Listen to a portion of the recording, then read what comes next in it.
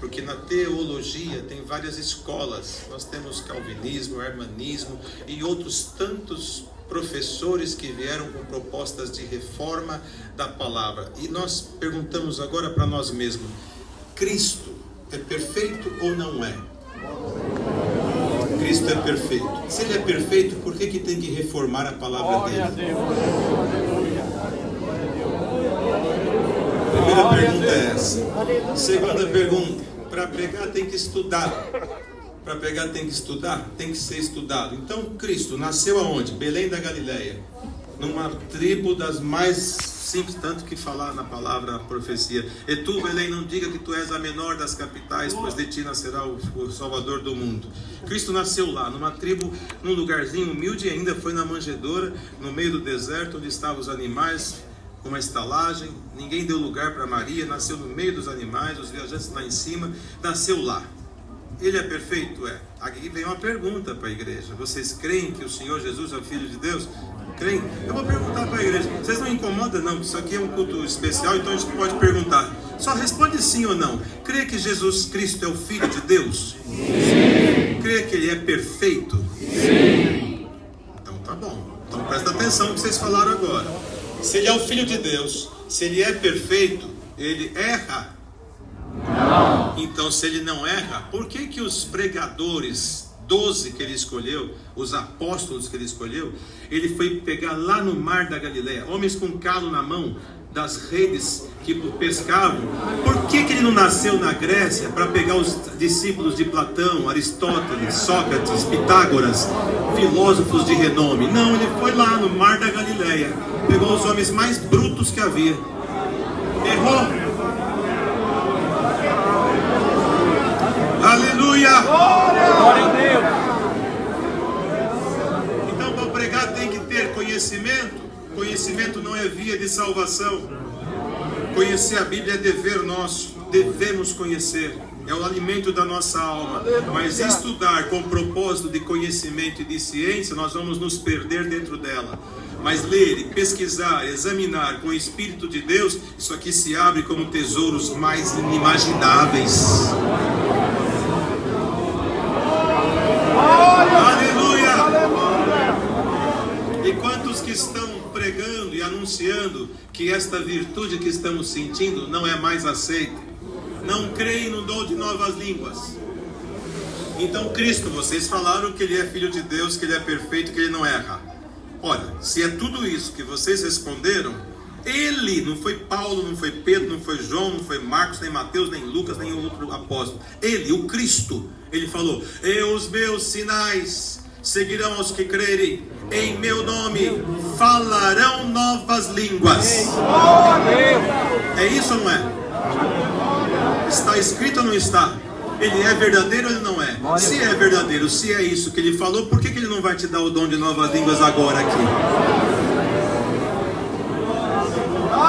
Aleluia!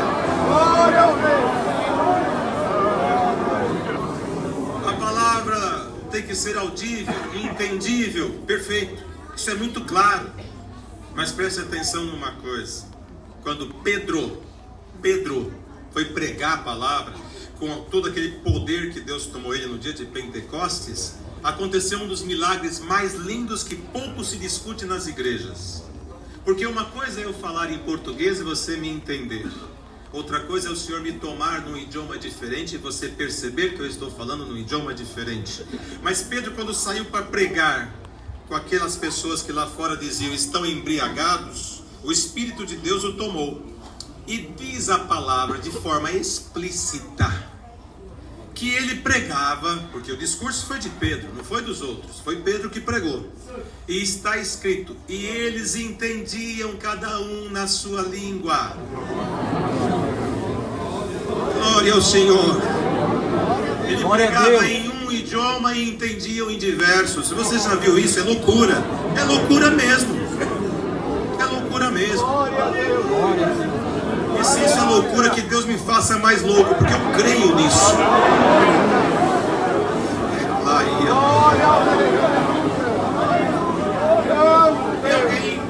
E tem aqueles aqueles que não aceitam esta presença de Deus, não aceitam Deus visitar a igreja, não aceita você manifestar.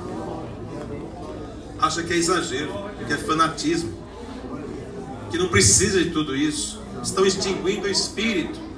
Então aprenda uma coisa, de forma muito clara. Vamos conversar sobre isso aqui, rapidinho. Se você não crê em dom, não crê em virtude, não crê no glória que toma a igreja, não crê na manifestação de novas línguas, não tem problema. Batizou, creu, converteu, serve a Deus até o fim dos teus dias, sem criticar, sem condenar, sem roubar, sem matar, sem trair, sem adulterar, sem fazer nada que seja transgredir o mandamento da palavra. Você vai para o céu. Pode ter certeza, porque Deus é muito justo. Não vai colocar você com obras perfeitas no inferno. Você vai para o céu, louvado seja Deus. Mas faz um favor para a igreja. Fica no seu posicionamento, mas não ignore quem ama os dons de Deus. Se você não quer sentir a virtude, não tem problema, mas deixa quem já sentiu querer mais.